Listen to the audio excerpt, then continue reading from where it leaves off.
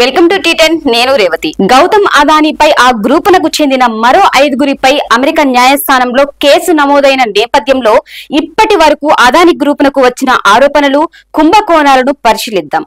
Adani group చరిత్ర అంతా అవకతవకలు, అవినీతి ఆరోపణలమయమే. పర్యావరణానికి హాని కలిగించే ప్రణాళికలు, కుట్రలు, కుతంత్రాలతో నిండి ఉంది. తాజాగా అమెరికా ఇన్వెస్టర్లను తప్పుదారి పట్టించారంటూ అక్కడి కోర్టులో కేసు నమోదు కావడం వీటికి పరాకాష్ఠగా ఉంది. గతేడాది జనవరిలో అదానీ గ్రూప్ స్టాక్ల అవకతవకలకు, అవినీతికి పాల్పడిందంటూ అమెరికాకు చెందిన హిండెన్బర్గ్ రీసెర్చ్ నివేదిక ఆరోపించింది. విదేశాల్లో పన్నులకు స్వర్గధాములుగా ఉన్న ప్రాంతాలను అనుచితంగా ఉపయోగించుకుంటున్నారని పేర్కొంది. భారత సెక్యూరిటీల చట్టాలను ఉల్లంఘించి అదానీ గ్రూప్ కంపెనీల్లో విదేశీ నిధులను పెట్టుబడులుగా పెడుతున్నారంటూ అదానీ కుటుంబంపై, వారి సహచరులపై ఆరోపణలతో organised crime and corruption reporting project ఒక నివేదికను వెలువరించింది. 26 కోట్ల డాలర్లకు పైగా ముడుపులను అందించి భారత ఉపఖండంలో సౌర విద్యుత్ ప్రాజెక్టులను చేపడుతున్న విషయాన్ని దాచిపెట్టి అమెరికా పెట్టుబడిదారులను మోసగించిందంటూ గౌతమ్ అదానీపై అమెరికా న్యాయస్థానంలో కేసు నమోదైంది. ఆస్ట్రేలియాలోని కిన్స్లాండ్ లో దాదాపు 1100 కోట్ల డాలర్లతో కార్నిచెల్ బొగ్గు గని ప్రాజెక్టును చేపట్టాలని అదానీ ఎంటర్ప్రైజెస్ ప్రతిపాదించింది. ఈ ప్రాజెక్టుకు వాతావరణ కార్యకర్తల నుండి తీవ్రమైన నిరసన ఎదురైంది. ఈ ప్రాజెక్టు వెలువరించే కర్బన ఉద్గారాల వల్ల ఆస్ట్రేలియాలోని గ్రేట్ బారియర్ పగడపు దిబ్బలకు తీవ్రంగా నష్టం వాటిల్లే ప్రమాదం ఉందంటూ విస్తృత స్థాయిలో ఆందోళనలు, నిరసనలు చేపట్టారు.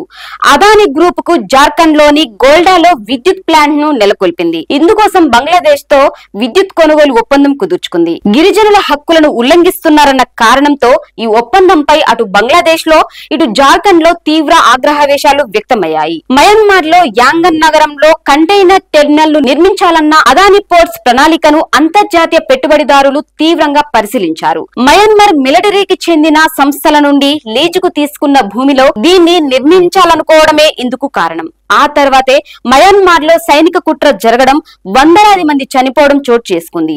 శ్రీలంకలోని ఉత్తర ప్రావిన్స్ లో నిర్మించే ప్రాజెక్టుల ద్వారా గాలి, మరల విద్యుత్ ను శ్రీలంక ప్రభుత్వానికి విక్రయించేందుకు అదానీ గ్రీన్ ఒప్పందం కుదుర్చుకుంది. ఈ ప్రాజెక్టును పర్యావరణ కార్యకర్తలు, స్థానికులు తీవ్రంగా నిరసించారు. జీవ వైవిధ్యం, స్థానిక జీవనోపాధులపై ఇది తీవ్ర ప్రభావం చూపుతుందని వ్యతిరేకించారు. ఆసియాలోని అతిపెద్ద మురికివాడల్లో ఒకటైన ముంబైలోని ధారావిలో 259 హెక్టార్లను అభివృద్ధి పరిచే ప్రాజెక్టును అదానీ ప్రాపర్టీస్ 2022 నవంబర్ లో చేజిక్కించుకుంది. ఇందుకు వేలాది మంది ప్రజలు నిరసన వ్యక్తం చేశారు. ఈ ప్రాజెక్టుకు వేసిన బిడ్లలో అదానీ గ్రూపునకే ప్రభుత్వం ప్రాధాన్యతను ఇచ్చిందని ప్రతిపక్షాలు విమర్శించాయి. మహారాష్ట్రలో ఉద్ధవ్ ఠాక్రే నేతృత్వంలోని ప్రభుత్వాన్ని అస్థిరపరిచి బీజేపీ నేతృత్వంలో ప్రభుత్వాన్ని ఏర్పాటు చేయడానికి అదానీ నివాసంలోనే సమావేశం జరిగిందని ఇటీవల వెలుగులోకి వచ్చింది. అదానీ గ్రూప్ తో కెన్యా ఎయిర్పోర్ట్ అథారిటీ కుదుర్చుకున్న ఒప్పందాన్ని వందలాది మంది కార్మికులు తీవ్రంగా నిరసించారు. ఈ ఒప్పందం కింద నైరోబి విమానాశ్రయాన్ని 30 ఏళ్ల పాటు లీజుకు తీసుకుని నిర్వహించే బాధ్యతను అదానీ గ్రూప్ తీసుకోనుంది.